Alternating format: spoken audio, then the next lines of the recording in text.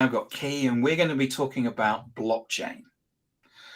Not the technicalities of blockchain, but the business benefits of blockchain, how it can actually impact you and how it should be good for your business.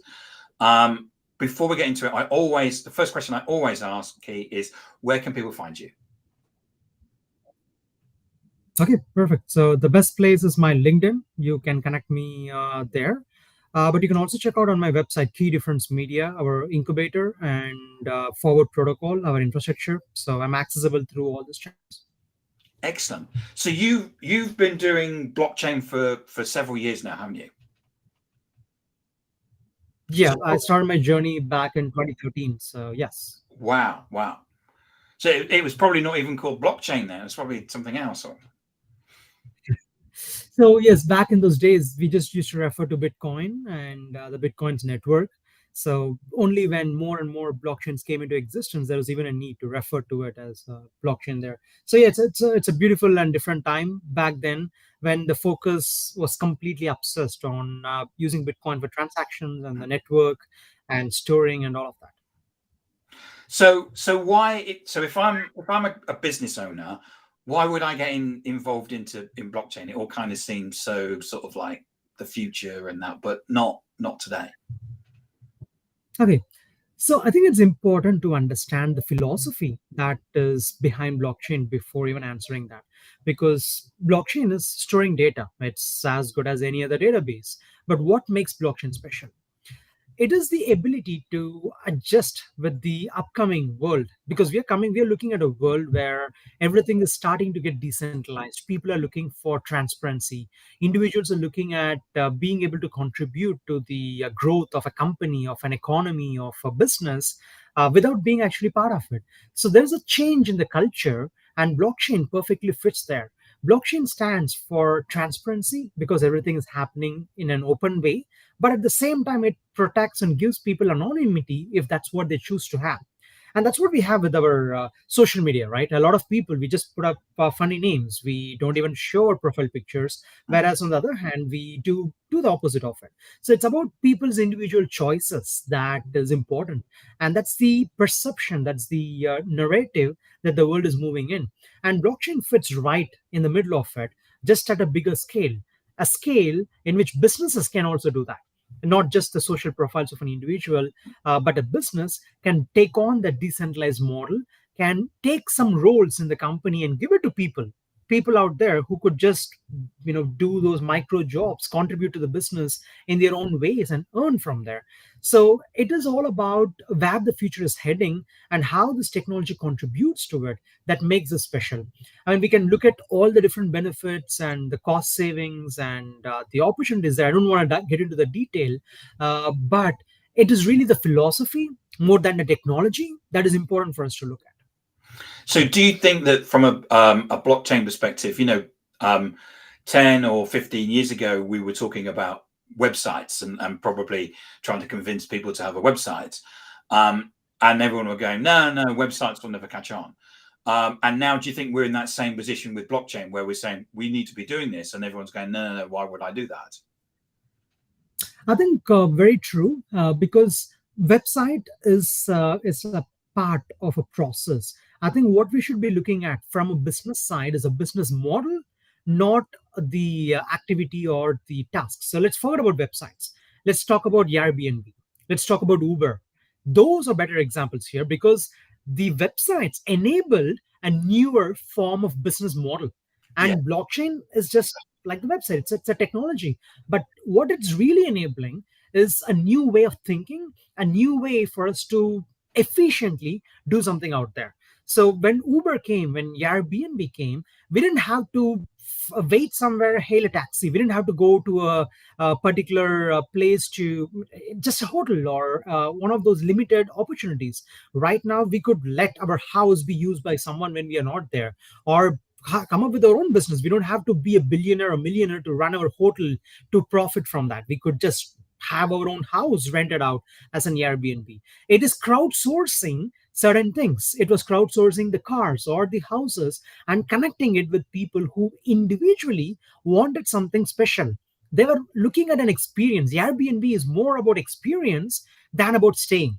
Because if it's a matter of just staying, you'd rather stay in some hotels, which could be cheaper. But then you look at something more. It's about what that host is going to help you with, the person that you could talk to, the people that you could meet. So there was a change, there's a shift in the thought process that enabled these businesses to come out. And that's the same thing with blockchain. Imagine being able to have a many parts of your business completely carried over by individuals, them contributing to it in small parts without having to be limited by it. They don't even have to know the whole thing. They could still do parts of your work without understanding Can the you whole can you picture. give That us an data. example of that then? Okay. Let me go on to some other examples which are simpler. One thing that strikes very, very hard right now is things like the asset tokenization. Uh, That's it. Yeah.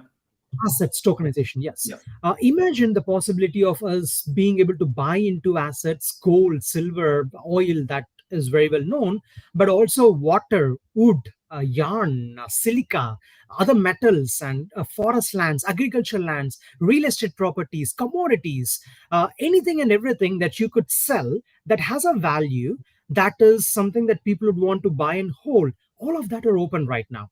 And we did not have this possibility currently. Yes, we have ETF, we have different non-asset backed asset representations in the market, which is not something that's accessible to everyone. There are geographical limitations. There are limitations around what it truly represents. It is still a trust of the government. It's still trust of an entity, because it's only mirroring the value. But with asset tokenization, the future is bright. Someone can go out there and say, "This is the value. My net worth is not $10 million. My net worth is 5 kgs of gold, 10 kgs of silver, a ton of yarn, and 5 gallons of water." Those possibilities can only exist as we move to the blockchain.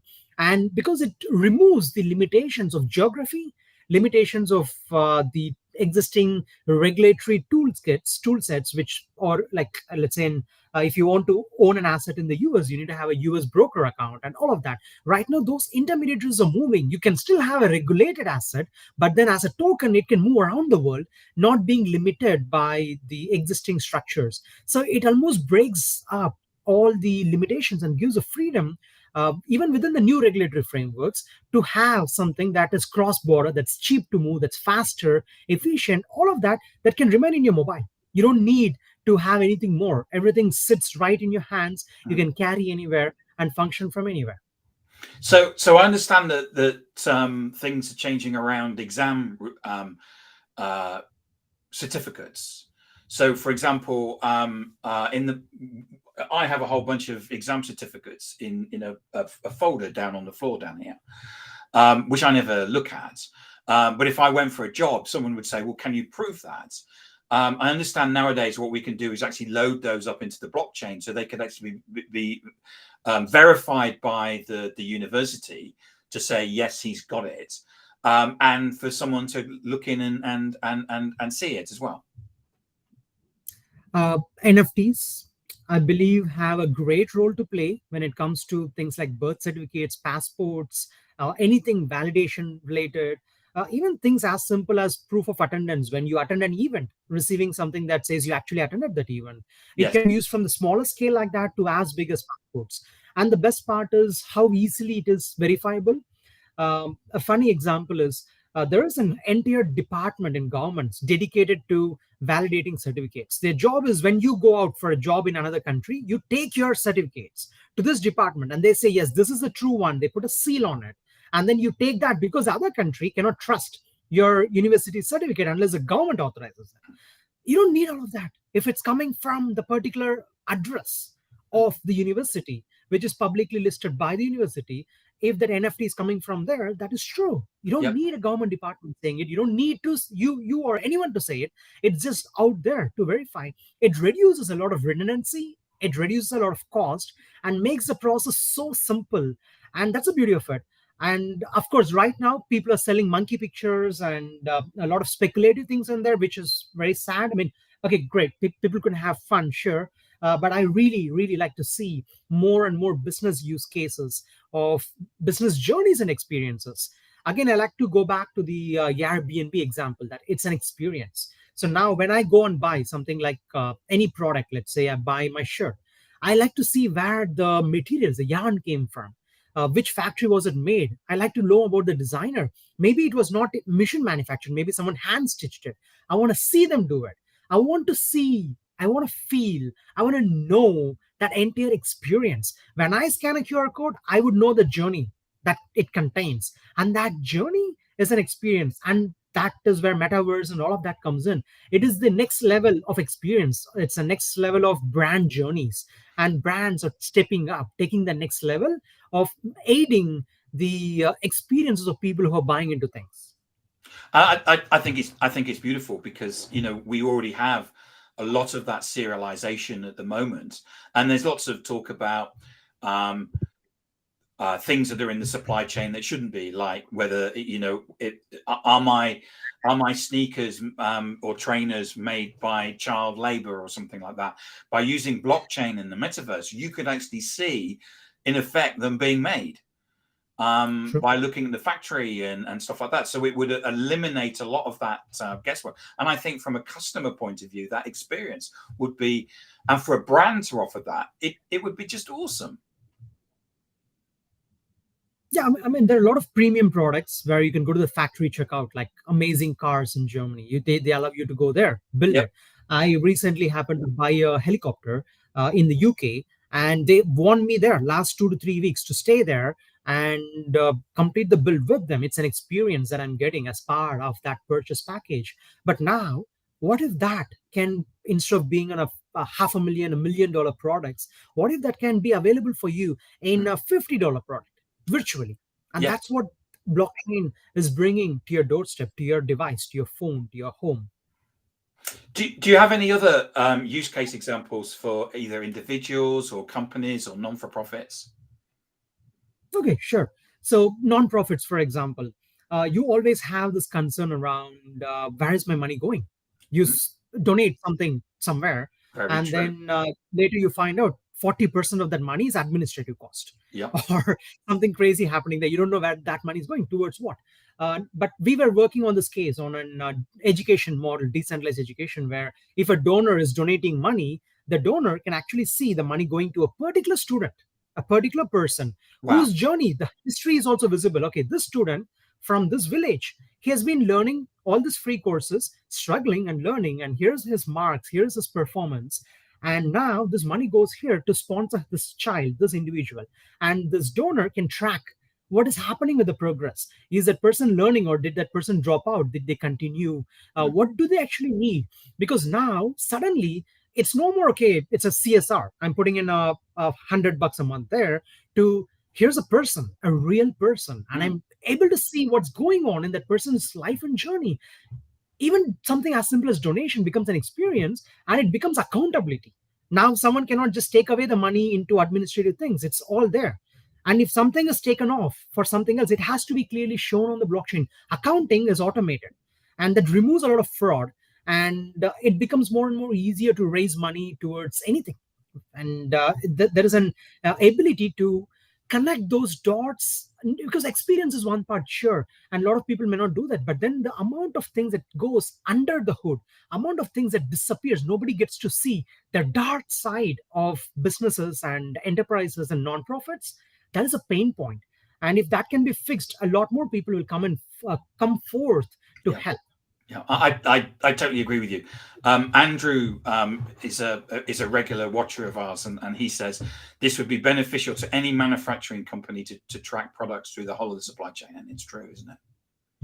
That's very true, because moving forward, I don't think I would trust any company who is not sharing that journey. They don't have to share the whole journey, but it's just like this: you go to you go anywhere, any shop, you find a QR code to scan, a barcode to know more. It is part of the process. 10 years back, 15 years back, when I consulted companies and I told them about QR code, they were like, why would anyone even do that? It's an extra cost, it's extra effort, it's too I much. know. It's a process. You get there. Now, every e-commerce in the future would go ahead and integrate blockchain NFTs along with their product. Like Shopify already has an integration for that. and WordPress is upcoming with an integration on that. So the e-commerce platforms with an attached NFT for various purposes, they can both work separately, but it also shows who the owner was and what the journey was. So everything is getting connected. We call this as a physical products, physical and digital. That connected journey is going to be the future moving forward. I think it's amazing that the changes, and especially all you need is one organization like an Apple or a Samsung to basically lead the way and say, this is, we're using blockchain and this is the way that it's changing the customer experience. And then everybody has to fall in line, because it's such a massive competitive advantage. We already do have a lot of these big brands working on these things.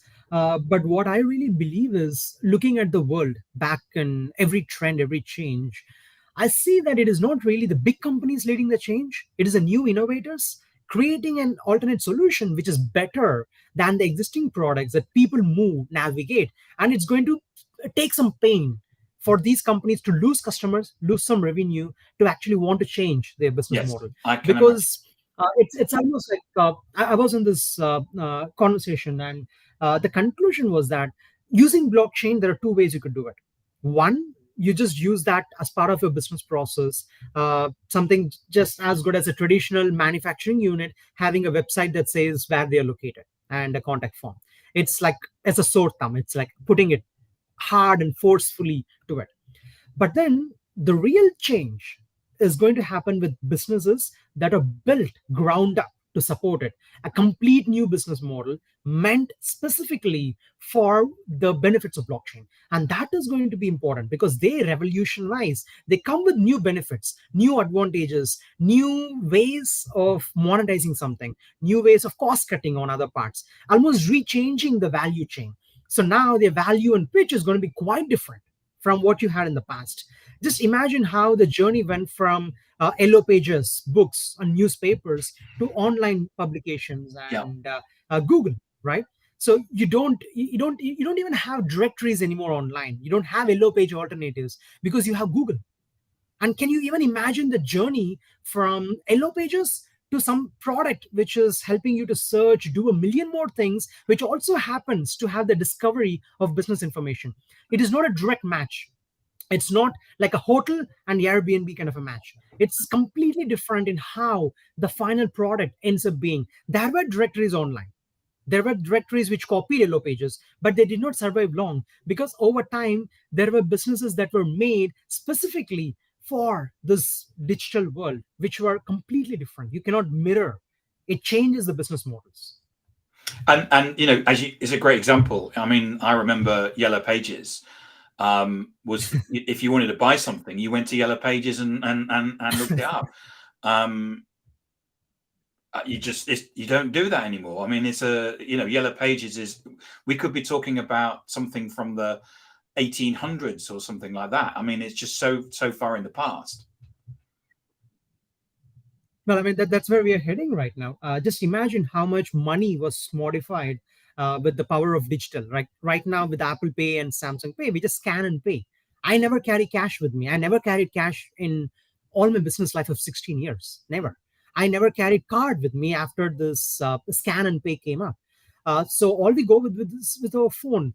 Money has changed so much with how it is in the banks everywhere. We just see that on the screen and we work with it. Now with power of blockchain, power of cryptocurrencies, with the central bank backed digital currencies, and all that changes that's coming up, money is going to take a whole new direction, a whole new step up. It's almost moving away from value of gold, barter value of gold, to bank based systems. Right now, what digital based currencies, which are still fiat represented digitally in banks, to finally having this cryptocurrencies, which is a to me it is an complete a shift in the mindset. Because when I look at it, when I look at asset backed tokens, I don't see a reason why I would hold a government issued promise. I would rather hold gold with me and spend gold. I would rather hold commodities that we see value in, like platinum, and I would probably use that to pay, because then at least I know it is based on something that's real. Yeah. Somewhere there is real value sitting there, exactly going back to what the world was 50, 70 years ago, when gold backed every dollar in existence. And these are radical shift in the mindset, which is where the change lies. Andrew makes a great point. I know Andrew works in the oil and gas industry, and he said this would be revolutionary with access to the design spec, material certification, chemical data sheets instantly. Absolutely, it would be groundbreaking. Yeah, I mean, now if I look back 10 years of my journey in blockchain, if I spoke about these things 5 years back, 4 years back, people could not understand difference between Bitcoin, blockchain, and cryptocurrencies. Right now, when I go somewhere to speak, I have people from industries, traditional people, they come to me and they teach me how blockchain is different from crypto and why they like blockchain.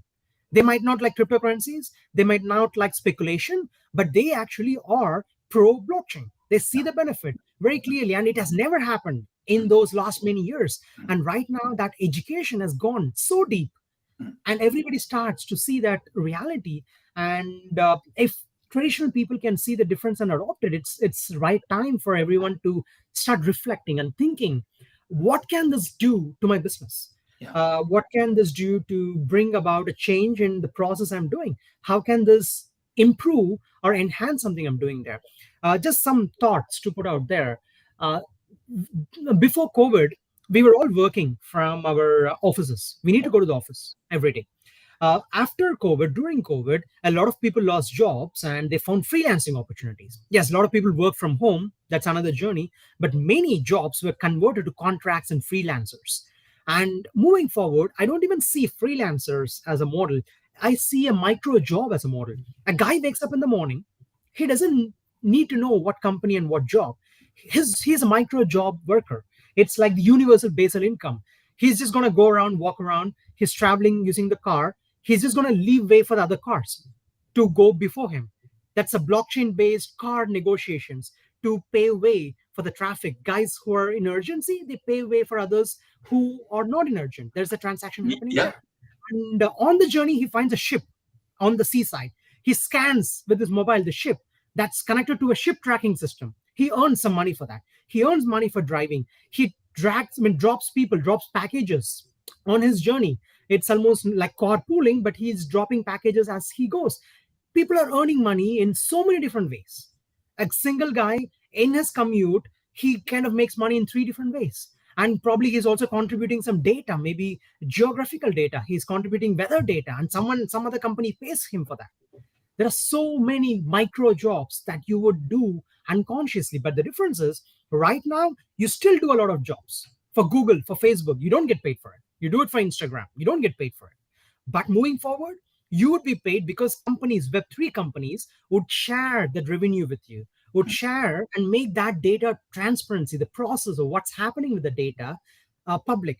Because you have technology in blockchain like ZK, zero knowledge proof, where the data is shared, the data is sold with the zero knowledge of where it's coming from, who it's coming from. Those concepts are exactly solving the privacy issues that we have and bring about the business use cases. Because without sharing data, a lot of things cannot happen. We are in information age. Data should be shared. But then the privacy can be protected if it is happening on blockchain transparently. Key, thank you so much for coming on and inspiring us about blockchain. That's awesome. Thank you so much. And also talking about things in a practical way, from a business, an individual, a non-for-profit, and a look into the future as well in terms of how we could use blockchain. Thank you so much for coming on and sharing that. Remind people where they can get hold of you. Okay, you can search for me, Karnika Yashwant, in Google. You'll get my Twitter, my Instagram, my LinkedIn.